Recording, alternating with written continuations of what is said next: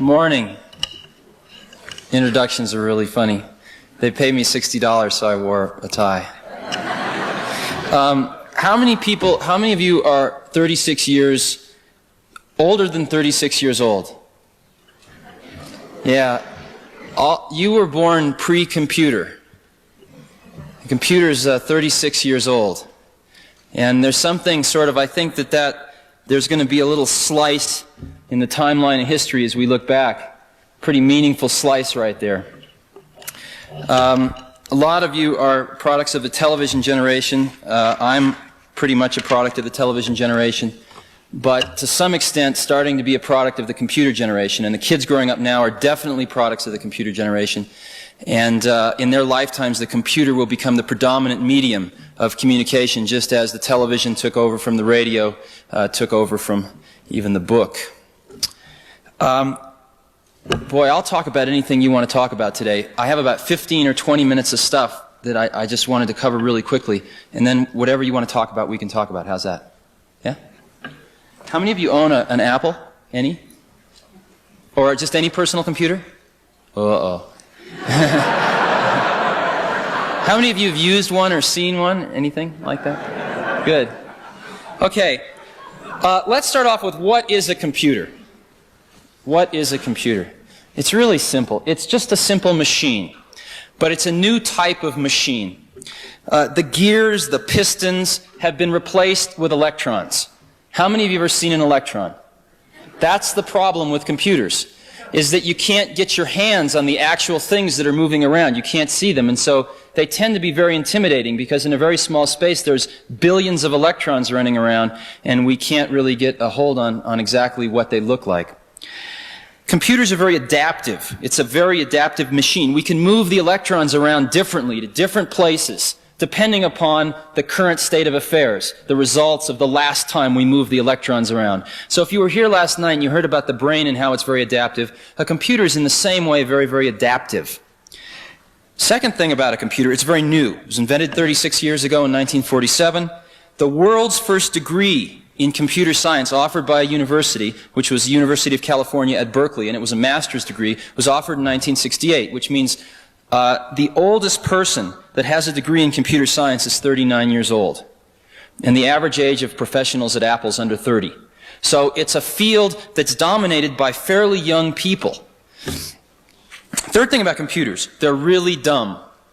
They're exceptionally simple, but they're really fast. The raw instructions that we have to feed these little microprocessors, even the raw instructions that we have to feed these giant Cray 1 supercomputers are the most trivial of instructions. They're get some data from here, get a number from here, fetch a number, add two numbers together, test to see if it's bigger than 0, go put it over there. It's the most mundane thing you could ever imagine. But the key thing about it is that let's say I could move 100 times faster than anyone in here.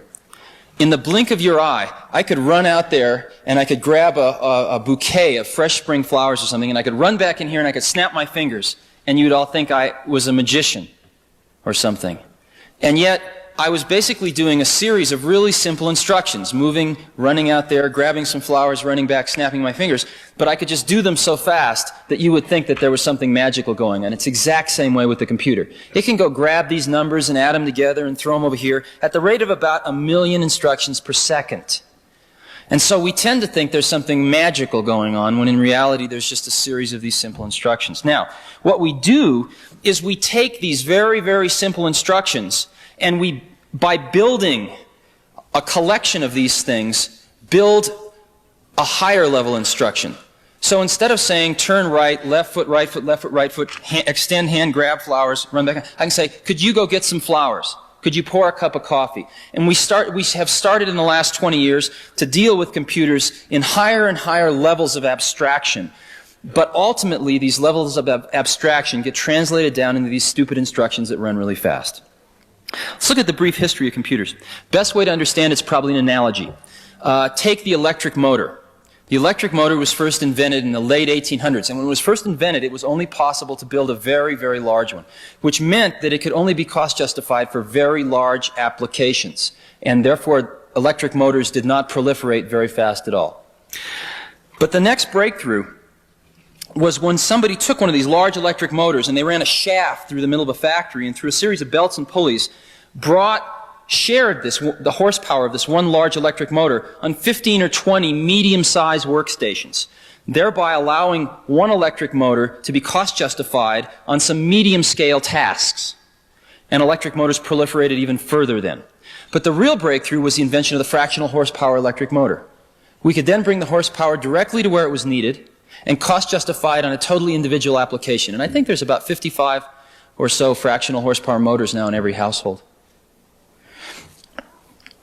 If we look at the development of computers, we see a real parallel. The first computer was called the ENIAC in 1947. It was developed particularly for ballistic military calculations. It was giant. Hardly anyone got a chance to use it. The next real breakthrough was in the 60s with the invention of what was called time sharing. And what we did was we took one of these very large computers and we shared it. Since it could execute so many instructions so quickly, we'd run some on Fred's job over here, and then we'd run some on Sally's job, and we'd run some on Don's job, and we'd run some on Susie's job, and we'd share this thing, and it was so fast that everyone would think they had the whole computer to themselves. Time sharing was what really started to proliferate computers in the 60s, and most of you, if you've used computer terminals connected with some umbilical cord to some large computer somewhere else, that's time sharing. That's what got computers on college campuses in large numbers. The reason Apple exists is because we stumbled on to fractional horsepower computing 5 years before anybody else. That's the reason we exist. We took these microprocessor chips, which is sort of a computer on a chip, and we surrounded it with all the other stuff you need to interact with a computer, and we made a computer that was about 13 pounds. And people would look at it and they'd say, well, where's the computer? This is just the terminal. And we'd say, no, that is the computer. And after about 5 minutes of repeating this, finally a light bulb would go on in their minds. And they'd decide if they didn't like it, they could throw it out the window or run over it with their car. But that this was the entire computer. That's why we exist. Fractional horsepower computing. This fractional horsepower computing has created a revolution. It was invented in 1976, the first personal computer. This year, in 1983, the industry is going to ship over 3 million of the little buggers. 3 million. By 1986, we're going to ship more computers than automobiles in this country. And let me digress for a minute. One of the reasons I'm here is because I need your help. If you've looked at computers, they look like garbage. All the great product designers are off designing automobiles, or they're off designing buildings. But hardly any of them are designing computers. And if we take a look, we're going to sell those 3 million computers this year. We're going to sell those 10 million computers in '86, whether they look like a piece of shit or they look great. It doesn't really matter, because people are going to just suck this stuff up so fast that they're going to do it no matter what it looks like. And it doesn't cost any more money to make it look great. There are going to be these objects, this new object that's going to be in everyone's working environment, and is going to be in everyone's educational environment, and is going to be in everyone's home environment. And we have a shot at putting a great object there, or if we don't, we're going to put one more piece of junk object there. By 86, 87, pick a year, people are going to be spending more time interacting with these machines than they do interacting with their big automobile machines today. People are going to be spending 2, 3 hours a day sometimes interacting with these machines, longer than they spend in a car. And so the industrial design, the software design, and how people interact with these things certainly must be given the consideration that we give automobiles today, if not a lot more. And if you take a look, what we've got is we've got a situation where most of the automobiles are not being designed in the United States, Europe, Japan. Televisions, audio, electronics, watches, cameras, bicycles, calculators, you name it. Most of the objects of our life are not designed in America. We've blown it. We've blown it from an industrial point of view because we've lost the markets to the foreign competitors. We've also blown it in a design point of view. And I think we have a chance, focusing on this new computing technology meeting people in the 80s. The fact that computers and society are out on a first date in the 80s. We have a chance to make these things beautiful, and we have a chance to communicate something through the design of the objects themselves. In addition to that, we're going to spend over $100 million in the next 12 months on media advertising. Apple alone, IBM will spend at least an equivalent amount. And we generate tens of millions of dollars worth of brochures, posters, more than the auto industry, again, as a comparison. And this stuff can either be great or it can be lousy. And we need help. We really, really need your help. Okay, let's go back to this revolution. What is happening? What's happening is the personal computer is a new medium of communication, one of the media. And so what's a media? It's a technology communication. A book is a medium, telephone, radio, television. These are mediums of communication. And each medium has pitfalls to it, has shortcomings, has boundaries which you can't cross, but it also generally has some new unique opportunities. The neat thing is that each medium shapes not only the communication that goes through it, but it shapes the process of communication. Perfect example. If you compare the telephone to what we're seeing now in electronic mail, where we link a bunch of computers together and we can send messages to an electronic mailbox, which people can then receive at their leisure, we see that indeed, in one sense, we're sending voice through these wires, and in another sense, we're sending ones and zeros through these wires. So the content that's traveling through the medium is certainly different. But the most interesting thing that's different is the process of communication. When I talk on a telephone with anyone, we both have to be on the phone at the same time. When I'm working or when I want to send something to somebody with a computer terminal, I want to do a drawing and zip it over and put it in their mailbox, they don't need to be there. They can retrieve it at 12 a.m. in the morning. They can retrieve it 3 days later. They can be in New York and retrieve it. One of these days when we have portable computers with radio links, they can be walking around Aspen and retrieve it. And so the process of communication itself changes as the mediums evolve.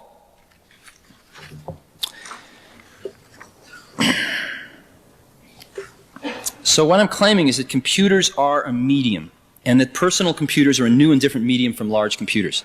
What happens when a new medium enters the scene is that we tend to fall back into old media habits. And let's look at a few transitions from one medium to another. Radio to television, television to this incredible new interactive medium of the video disc. If you go back and you look at the first television shows, they're basically radio shows with a television camera pointed at them. And it took us the better part of the 50s to really understand how television was going to come into its own as its own medium. And I really think the first time that a lot of people were shook into realizing that television had come of age was the JFK funeral. The nation, a lot of the world, experienced the JFK funeral in their living room at a level of intensity that wouldn't have been possible with radio. I think another more upbeat example was the Apollo landing. That experience was not possible with the previous medium, and yet it took us the better part of 20 years for that one to really evolve. Let's look at the next transition. We have this optical video disc which can store 55,000 images on a slide, or an hour of video randomly accessible. What are we using it for? Movies. We're dropping back into the old media habits. Now, there's a few experiments, though, that are starting to happen, and you start to believe that 5 years, 10 years from now, that's going to come into its own. A neat experiment happened right here in Aspen. MIT came out to Aspen about 4 or 5 years, I think about 4 years ago, and they had this truck with this camera on it, and they went down every single street, photographed every single intersection in every single street in Aspen. They photographed all the buildings, and they've got this computer and this video disc hooked up together, and on the screen, you see yourself looking down a street, and you can touch the screen, and there's some arrows on the screen, and you can touch walk forward. And all of a sudden, it's just like you're walking forward in the street. And you get to an intersection, and you can stop, and you can look right, and you can look straight, and you can look left. And you can decide which way you want to go. You can even go in some of the shops. It's an electronic map that gives you the feeling you're walking through Aspen. Then there's 4 little buttons in the corner, because they came back and they did exactly the same thing all 4 seasons. So you can be looking down a street, hit winter, all of a sudden you get the same street with 3 feet of snow on it. It's really amazing. That's not incredibly useful, but it points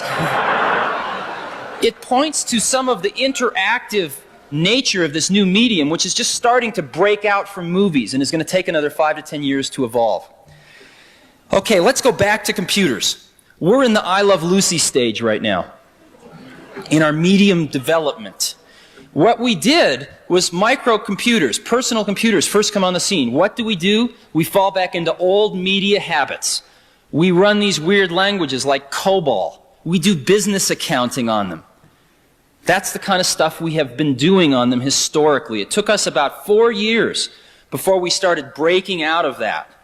And we're just starting to break out of it now. When you look at Lisa, Lisa enables a person like me, I'm not an artist in the sense that many of you are, I can sit down and I can draw artistic pictures with that thing. Because there's a program called Lisa Draw.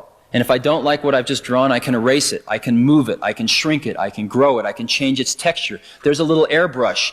The more I scrub, the darker it gets. I can put soft edges on things, hard edges on things.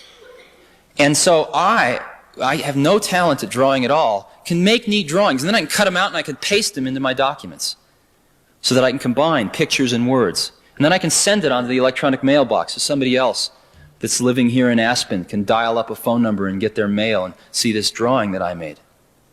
So we're starting to break out, and you can just see it now. And it's really exciting. So where we are is that the personal computer is a new medium, and that society and computers are really meeting for the first time in the 80s. In 15 years, it's going to be all over in terms of this first phase, getting these tools out into society in large numbers. But during the next 15 years, if we have an opportunity to do it great or to do it so-so. And what a lot of us at Apple are working on is trying to do it great. I want to look at one last thing, then we can talk about whatever you want to talk about. What is a computer program? Do you know what a computer program is? Anybody? No? Sort of? Sort of. It's an odd thing. It's really an odd thing. You can't, you've never seen an electron, but computer programs have no physical manifestation at all. They're simply ideas expressed on paper. Computer programs are archetypal. What do I mean by that? Let's compare computer programming to television programming. Again, if you go back and you look at the tapes of the JFK funeral in 1963, I guess, you'll start to cry. You will feel a lot of the same feelings you felt when you were watching that 20 years ago. Why? Because through the art of television programming, we are very good at capturing a set of experiences, an experience, 2 experiences, 20 experiences, and being able to recreate them. We're very good at that. It takes a lot of money, and it's somewhat limited, but we can do a pretty good job of that. You can really feel the excitement of Neil Armstrong landing on the moon. Computer programming does something a little different. What computer programming does is it captures the underlying principles of an experience. Not the experience itself, but the underlying principles of the experience. And those principles can enable thousands of different experiences that all follow those laws, if you will. And the perfect example is the video game. What does the video game do? It follows the laws of gravity, of angular momentum, and it sets up this stupid little Pong game. But the ball always follows these laws. No 2 Pong games are ever the same. And yet every single Pong game follows these underlying principles. Give you another example. There's a neat program called Hammurabi. And Hammurabi, there's 7-year-old kids playing this. And it's a game, and it comes up on the screen, he goes, and you're King Hammurabi. He goes, oh, King Hammurabi. And you get to be King Hammurabi of the ancient kingdom of Sumeria for 10 years. He comes, oh, King Hammurabi, this is year 1. You have 1,000 bushels of wheat in storage, you have 100 people, and you have 100 acres of land. Land is trading at 24 bushels an acre. Would you like to sell any land? No. Would you like to buy any land? No. How much would you like to plant, or feed, how much would you like to plant? And it turns out that if you don't plant enough, some of your people will starve the next year. And if you plant a lot, then people will come from the surrounding villages because you got a hot village to live in and you feed them well. So you plant a certain amount, but you need then it says how much, oh, I'm sorry. So you feed your people a certain amount, and then it asks you how much would you like to plant? And you have to plant so much as well in order to get the grain the next year. But you can't plant more acres than you have people to plant the acres. And so if you go on a land buying spree at the beginning, and you don't feed your people well because you spent all your grain buying land, then you don't have the people to plant the land, so it doesn't do any good. If you don't plant the land and you feed your people a ton, all these other people come from the surrounding villages, but they starve the next year. And there are these 7-year-old, and it goes on year 2, year 3, and every once in a while it throws in the rats ate some of the grain and you're in deep trouble. What are you going to do? Kill some people or sell some land or whatever. And it's crude. But basically, there are these 7-year-old kids playing with this macroeconomic model. And you can argue about the content of the model, but one thing you can't argue about, they will sit there for hours and play that and learn. And we've got to get our models better and better and more sophisticated, but that is an interactive way of learning that none of us ever had when we were growing up. And again, thousands of individual experiences, but all based on that one set of underlying principles. When I was going to school, I had a few great teachers and a lot of mediocre teachers. And the thing that probably kept me out of jail was books. Because I could go read what Aristotle wrote or what Plato wrote. And I didn't have to have an intermediary in the way. And a book was a phenomenal thing. It got right from the source to the destination without anything in the middle. The problem was you can't ask Aristotle a question. And I think as we look towards the next 50 to 100 years, if we really can come up with these machines that can capture an underlying spirit or an underlying set of principles or an underlying way of looking at the world, then when the next Aristotle comes around, maybe if he carries around one of these machines with him his whole life, his or her whole life, and types in all this stuff, then maybe someday after the person's dead and gone, we can ask this machine, hey, what would Aristotle have said? What about this? And maybe we won't get the right answer, but maybe we will. And that's really exciting to me. And that's one of the reasons I'm doing what I'm doing. So what do you want to talk about?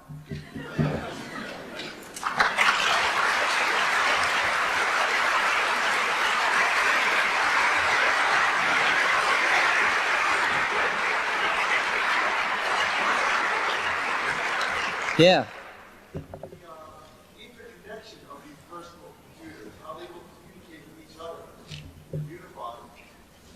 Yeah, it's a mess. Okay. Okay. How are these computers all going to work together? They're going to probably work together a lot like people. Sometimes they're going to work together really well, and other times they're not going to work together so well. What we've got now is we are putting a lot of computers out that are made to be used pretty much in what we call a standalone mode. One person, one computer. But it isn't very long before you get a community of users using these things that really want to hook them all together. Because ultimately a computer is going to be a tool for communication. So they want to hook them together and communicate. And over the next 5 years, the standards for doing this are going to evolve. They all speak different languages right now. And there's I heard a funny story. We've talked a lot with AT&T, American Bell, etc. And there's a funny story about this is a true story. I talked to this old guy who was about 80 years old, and he was one of the original telephone installers.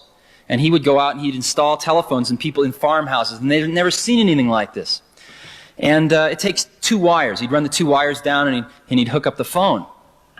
And he was out installing this phone for this Italian family in this farm. And he'd finished installing the phone, and the guy asked him, well, can I speak Italian on this phone? And he said, why didn't you tell me? I got to run a 3rd wire. It'll be $50 extra. So that's where we are today. And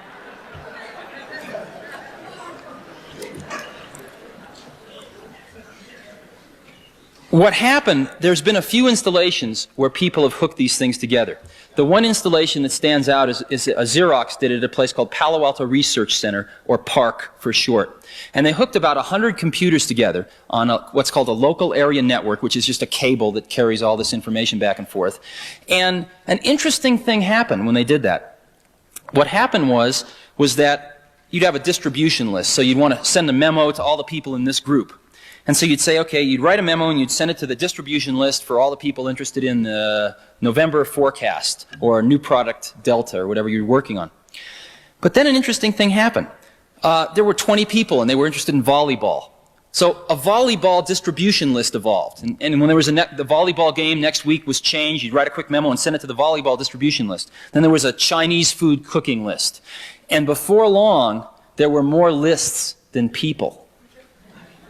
And it was a very, very interesting phenomenon because I think that that's exactly what's going to happen. is that as we start to tie these things together, they're going to facilitate communication and facilitate bringing people together in the special interests that they have. And we're about 5 years away from really solving the problems of hooking these computers together in the office. And we're about 10 to 15 years away of solving the problems of hooking them together in the home.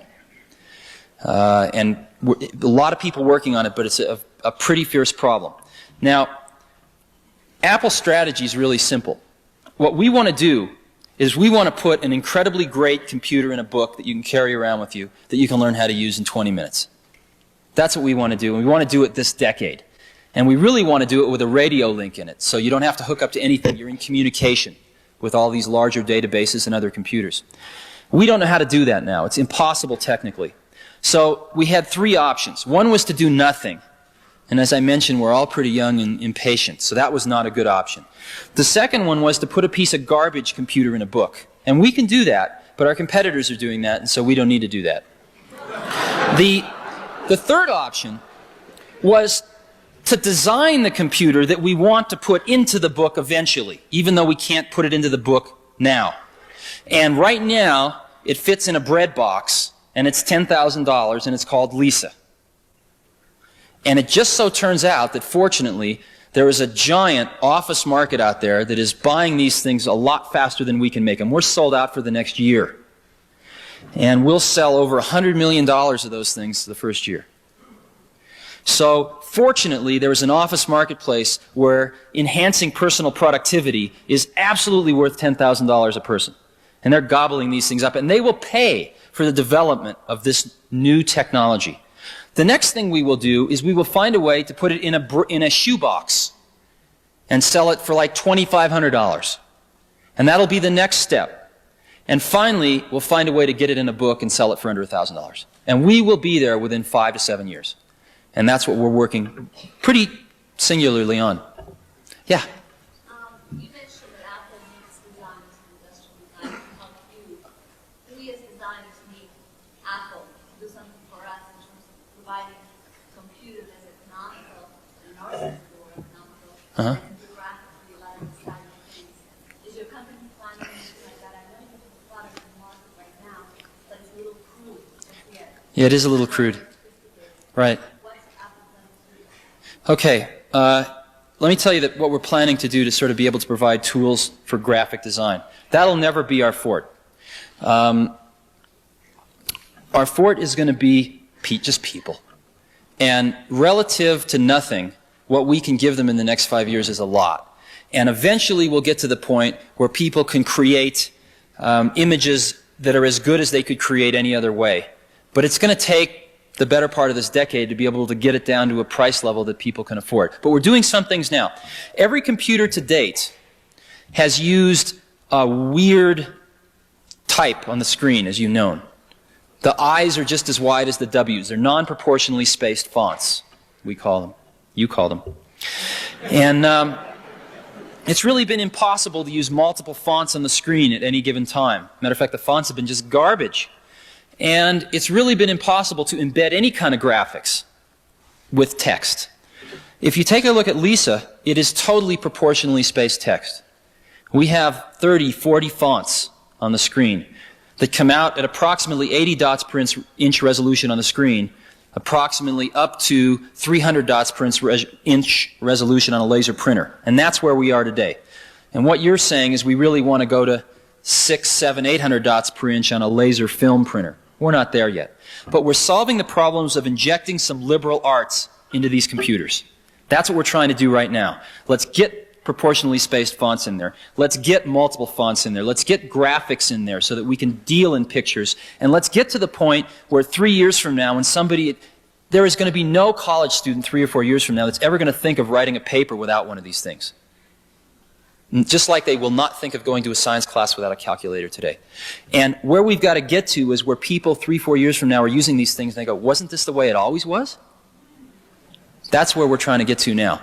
Once we get to there, then we can look at some of the other stuff. Yeah? Could you give us your perspective on the surveillance issue of Apple's perspective Yeah, I only heard part of which part? You're talking about the people having these big databases about your life, or the privacy issue?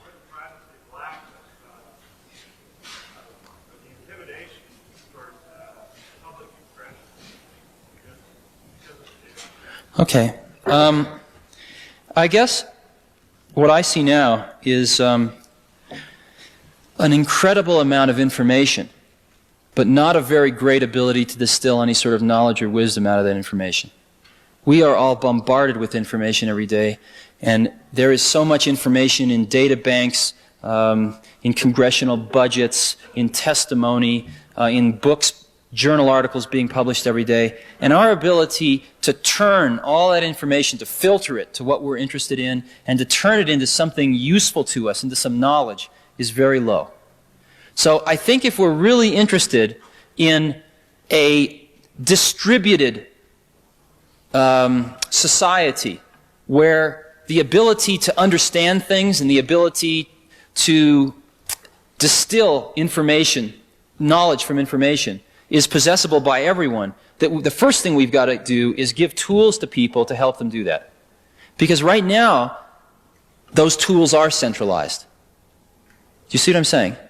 So I think the first step towards ensuring that we don't get a concentration of something that you don't want is to distribute that intelligence, if you will, that can turn all this information into some sort of knowledge for us, so that we can get on and we can look at any congressional testimony that has to do with gun control, any journal articles published, any newspaper articles published, so that I can come home and on a weekend peruse the weekly outpouring of information, but put a filter on it, because I'm only interested in gun control. And I can find out that my congressman gave some testimony last week about gun control that I didn't agree with, so I can get on and write him a pretty nasty letter and zing it on the email system and make sure that at least one of his aides will read it tomorrow. And I think that that probably is a lot more important than worrying about these global databases. I don't think that you're going to find we're moving rapidly into an era of electronic funds transfer. And I think that's probably the thing that people are most concerned about right now. Because you could keep a history of our whereabouts and things like that just based on financial transactions. And I think that's the thing people are most concerned about right now. But I haven't heard a ton of issues concerning these giant databases knowing everything about us that had much substance to them. The thing I'm most concerned with is the ability to turn all this stuff into something we can do something about. Does that make any sense? I didn't get much sleep last night, so I'm a little fuzzy. Yeah. You mentioned the tremendous potential for computers to educate, to enlighten, to expand the frontiers of the human mind. What is Apple Computer doing in this area as a public service? Ah, public service.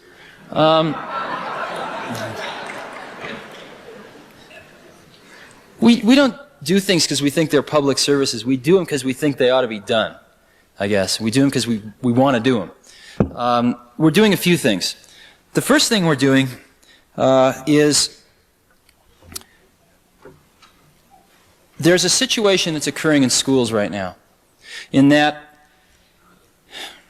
this all started, the former governor of California, Governor Brown, started this thing called the California Commission on Industrial Innovation in 1980. And it turns out, we'll do about $1 billion this year. And we have a business plan that looks out 5 years. It's not always accurate, but it shows us the trends, shows us the general directions, shows us some of the pitfalls.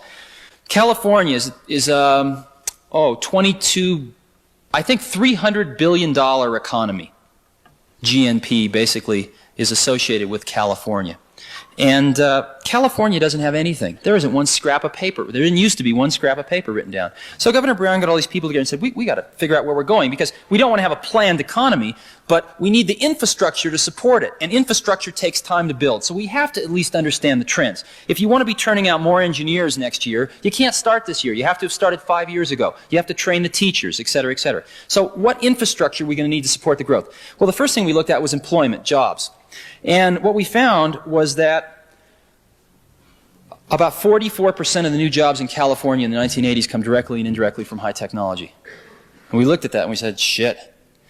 And what are we going to do to further that, and what's going to hinder that? And there were three things that came up, but the biggest one was education by a long shot. And we looked at the education systems, and we are turning out almost as many welders in California as we are computer scientists.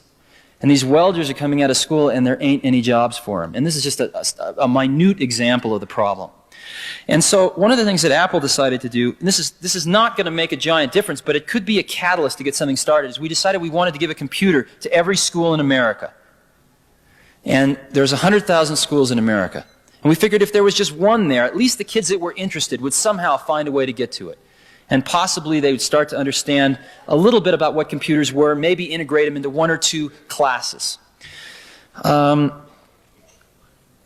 And so we figured that that would cost approximately $50 million, and we'd go broke. So we went to Congress, and we said, look, we'll pay 10 of this if you pay 40 of it. That's 10 right out of our bank account. And just to give you a perspective on it, in 1981, Apple made $40 million total after working our butts off for a year. And so we were willing to spend 25% of our 81 profits to do that. And we got very close to getting this passed, but Bob Dole in the Senate killed it because he didn't really understand it. But California, being the bellwether state it was, passed the same law because we pay California tax. And so we call the program The Kids Can't Wait. The kids can't wait for educational bureaucracy to get around to it. The kids can't wait for their parents to understand about it and buy them one. So we're just going to get one in there right now. And we are, the law got passed in California. There are 10,000 schools in California. The program was announced 60 days ago. And starting next month, we roll out 10,000 computers, one free to every school in California.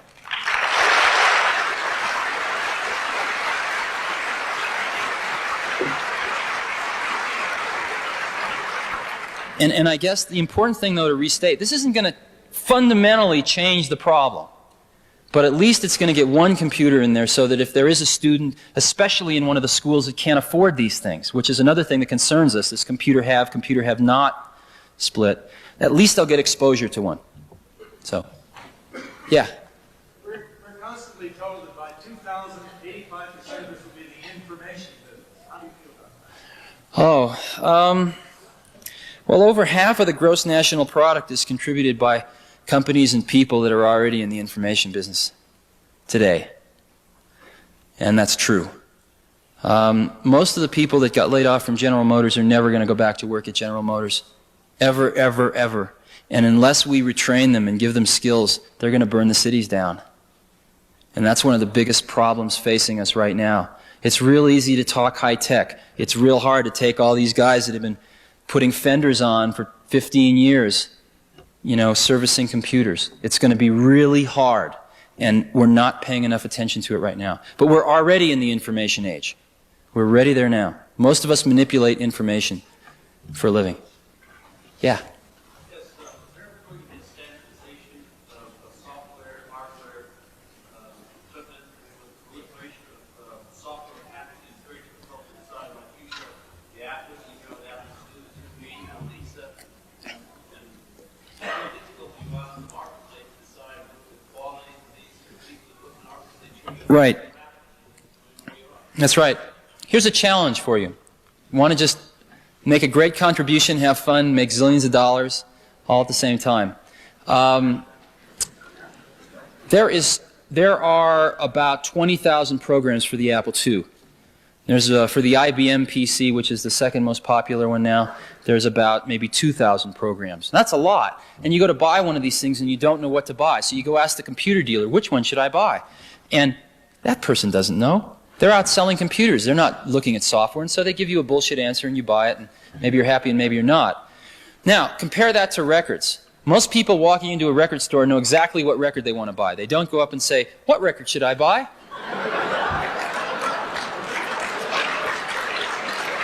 They know exactly what record they want to buy because there is the phenomenon of the radio station, a free sampling, so that we make our decisions before we go in to the distribution center for the records.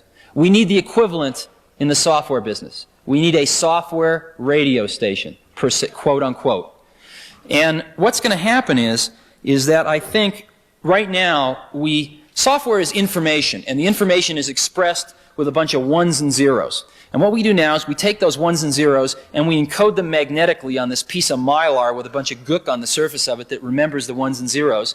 We take it, we put it in a package with a manual. We take that, we put it on a truck, we ship it to a dealer. They take it out of the truck, they put it on the shelf. It sits there for a while, costing them money. A customer comes in, peruses them, and picks one out, takes it home, shoves it in their computer, and it translates it back to electrical impulses of ones and zeros.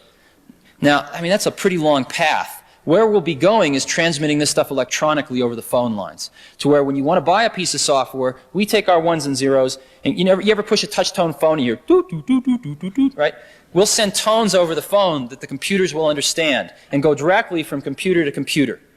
That's what we'll be doing. Once we do that, maybe it's possible to say, well, we'll give you 30 seconds of this program for free, or we'll give you 5 screenshots, or we'll let you play with it for a day.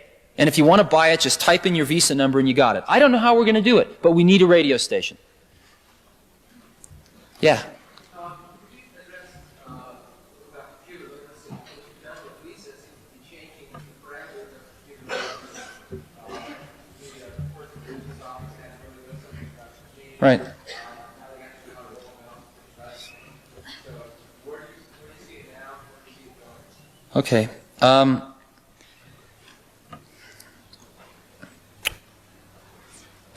There are 2 things to do to get people and computers together. One thing is to make computers easier to use, and the other thing is for people to get more and more familiar with the concepts. How many people here own a Hewlett-Packard calculator? Yeah, not a lot. How many people know about them, right? Do you know the difference between reverse Polish notation and the way the TI ones work? How the HP ones sort of work backwards, right? Do you know about that? No? Some of you do, though. Right? Probably maybe a quarter of you, maybe. If you had tried to explain that to somebody 10 years ago, it would have been just like computers are now. And yet, in 10 years, the HP 35 was first introduced in 1972. In 10 years, people gradually understand some of these concepts. If you'd given one of these Casio watches, which has got 18 alarms and plays music for you and everything else, to somebody 10 years ago and tried to explain to him how to set the alarm and stuff like that, it wouldn't have been possible. Automatic bank telling machines, et cetera, et cetera. So gradually the level of technical literacy is rising. The problem is we're educating people on these garbage devices. You know, setting a Casio watch is really a pain still. So even though we have products like Lisa, we are still going to need to educate people about what computers are and what they do. But where we're trying to get is we're trying to get away from programming. We've got to get away from programming because people don't want to program computers. People want to use computers. And so our strategy right now is let's write some programs that are generic, that sort of will write 90% of the program and you fill in the last 10% of the blanks. And a perfect example of that's a word processor. A word processor can be used to write a business letter, a report for a college exam. It can be used to write a correspondence letter to your friend. Same word processor. We write it once, millions of people use it. Another program, there's a lot of database programs, there's some spreadsheet modeling programs where we do 90% of the work, you do the other 10. Where we're moving in the future, though, is programming with graphics, connecting the dots, if you will. And that's what you'll be seeing more of over the next 5 years. What's really exciting, though, let me give you a little... some of the finest people are going into software right now. And matter of fact, about a year ago, I met this little kid in Chicago who had started this company called Aristotle Software. And he was 13, and he started it with his more mature 14-year-old friend. And a year ago, they were making about $4,000 a week off selling 3 game programs. Now, let me give you an example of how this can work. We have 1 million Apple IIs out there. 1 million. And people have paid about $2,000 for them. So if they can buy a new program, one of these new diskettes, for $100 that lets their computer do something totally new that it never could do before, that's a good deal. So let's say your girlfriend is in the real estate business, right? You know a little about computers. And she comes home and she's filling out all these crazy forms and going through all these calculations trying to do some creative finance. You go, well, I could write a program for that. And you write a program. That's not that hard to use. And over the next few months, she goes, well, can it do this? Oh, sure, that's easy. Can it do this? No, that's hard. You refine this program to where it's really great. And all of a sudden, she shows it to all the other people she works with. She brings it into the office, or she brings them over one day, and they just go, wow, I got to have this. This is worth $2,000 to me right there, just for that one application. Okay, let's say that you put that program on the market and sell it for $100. Well, the dealer's going to take $50 of it. So you'll see $50 per copy. And let's say it costs $25 to make it. You're going to make $25 profit per copy. If you can sell that to just 10% of the Apple II owners the first year, not including any new Apple II owners, because we're shipping almost 1 million computers a year, so it'll double the next year, but forget about that. Even the previous owners of 1 million. You'll sell 100,000 copies times $25 profit per copy, or $2.5 million profit the first year, selling to just 10% of the people, and you can write that program with under $10,000 worth of computer equipment. That's what's happening. That's why they're Aristotle softwares. And so you're seeing a flurry of activity there right now. Yeah? How did you manage to successfully grow so fast in terms of all the people? And how does that affect the human interaction between the people, particularly the ones who were there originally? Okay. The actual turnover at Apple has been very, very low since inception. It's been under 5% since inception, actually. Okay, we do it in a few ways. First thing we do is, what's happening is the definition of an American corporation is evolving. And it's evolving in a almost semi-socialistic dimension, which is very interesting. 100% of the professionals at Apple own stock in the company. 100%. Everybody owns stock in the company. And what that means is these traditional barriers. I've never heard the word labor or management mentioned at Apple, ever in my life. We have no unions or anything. People say, God, the electronics industry doesn't have any unions. And that's true in one way, but in the other way, we've got like one of the best unions of everybody going towards the same exact goals and objectives that I've ever seen in my life. It's on sort of an economic scale for sure, because it's in everybody's best interest to see the stock go up. But more importantly, we feel that for some crazy reason, we're in the right place at the right time to put something back. And what I mean by that is most of us didn't make the clothes we're wearing, and we didn't cook or grow the food that we eat, and we're speaking a language that was developed by other people. We use a mathematics that was developed by other people. We are constantly taking. And the ability to put something back into that pool of human experience is extremely neat. And I think that everyone knows that in the next 10 years, we have the chance to really do that. And we can look back, and while we're doing it, it's pretty fun too, but I mean, we can look back and say, God, we were a part of that. And so everyone is working 18 hours a day right now. Now, on the people side, we believe in the phenomenon of great people. And what I mean by that is we think there are people that are so good that they can run circles around 5 pretty good people.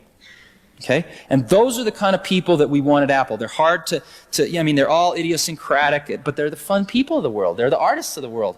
And so what we have is sort of a very small company in terms of people for our revenue.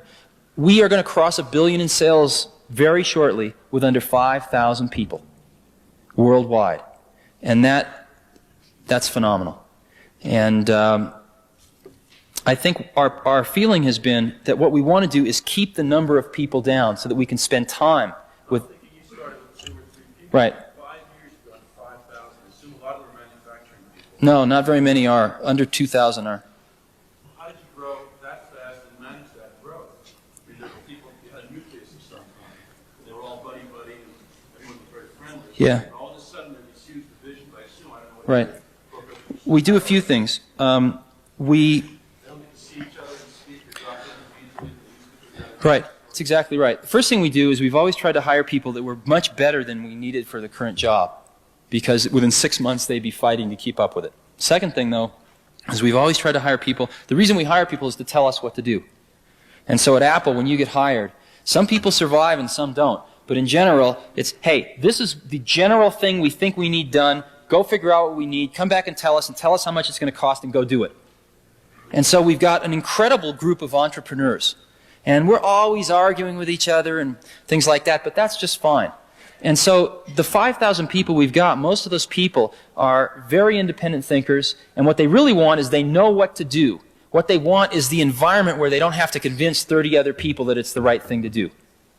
Does that make any sense? And it's harder as we get older. It's harder to spend time with everyone and to pull everyone together. But we really make an attempt to do that. And I guess our feeling is that the day that somebody working at Apple decides that they can't make a difference anymore is the day we've lost. You know? And we have the standard stuff. I mean, anyone can come see myself or John Scully or anyone else anytime they want. I mean, it might take a day or two to schedule it. But we've got people at all levels floating around, coming to see us. The other thing we've observed, of course, is that the oldest and largest organization in the world has only 4 layers of management. And that's the Catholic Church. And 5 if you count the highest order, I suppose. And so we see no reason why we need over 4 layers of management. And indeed, we have usually about 3. And that's, the president, we maybe have a division manager, and then maybe under that a marketing or engineering manager. And that's really about it.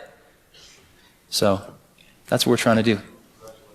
Yeah, well, what's really interesting is that people a lot of times, we have good people. And what they've been able to do over the last 5 years is pretty awesome. But what's even neater is that what we can do in the next 5 years.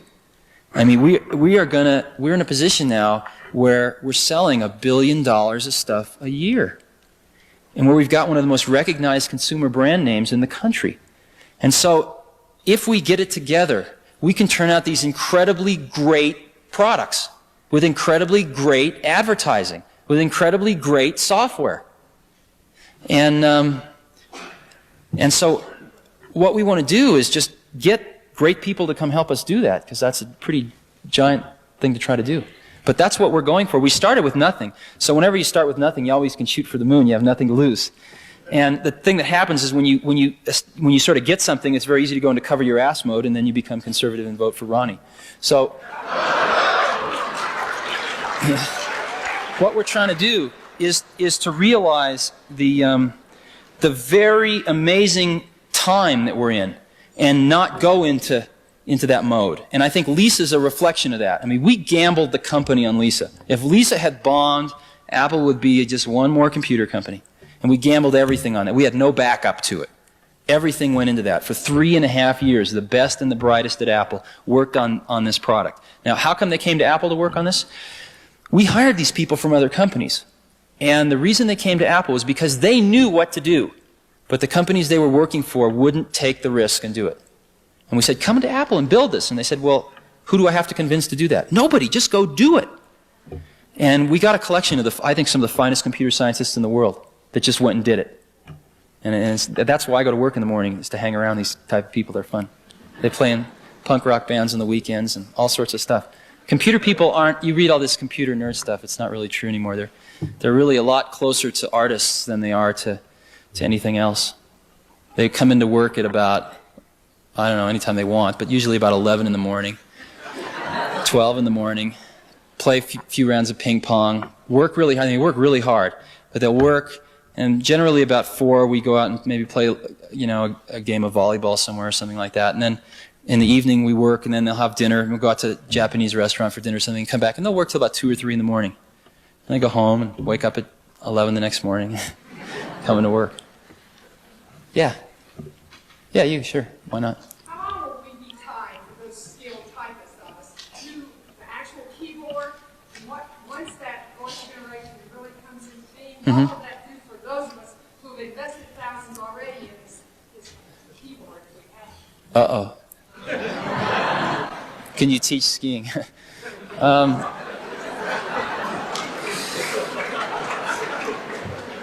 Voice recognition is it's going to be the better part of the decade away. We can do toy voice recognition now. The problem is it isn't just recognizing the voice.